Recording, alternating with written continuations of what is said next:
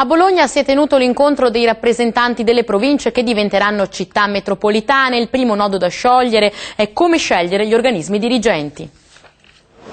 È durato poco più di 2 ore a Palazzo Malvezzi a Bologna l'incontro tra i 10 rappresentanti delle province italiane che per effetto della spending review decisa dal governo Monti dovranno diventare città metropolitane, un cambiamento che dovrebbe avvenire entro il 1° gennaio del 2014, nuovi enti rispetto alle attuali province che avranno anche in più alcune funzioni come la pianificazione delle reti infrastrutturali. Le province interessate sono Torino, Milano, Venezia, Bologna, Firenze, Roma, Napoli, Bari, Reggio Calabria e Genova. Tutti d'accordo sulla proposta dell'elezione diretta di chi dovrà reggere le nuove istituzioni e soprattutto sulla definizione dei confini territoriali. Punto fondamentale è lo slittamento dei tempi che sarebbero, secondo i 10 rappresentanti del coordinamento dei presidenti delle province metropolitane, troppo ristretti rispetto alle vaste tematiche da discutere ed inserire nel decreto definitivo. Ci sono dei punti fondamentali che vengono richiesti, che si ritrovano poi in quella che è anche la posizione di UPI e che riguardano le funzioni, la governance e anche la partecipazione delle altre istituzioni, in questo caso i comuni, che si trovano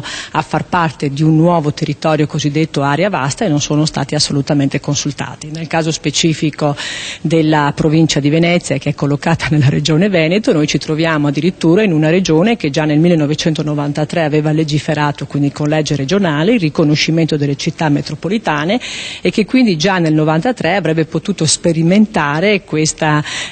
nuova istituzione e aveva con l'occasione anche individuato quello che era il territorio.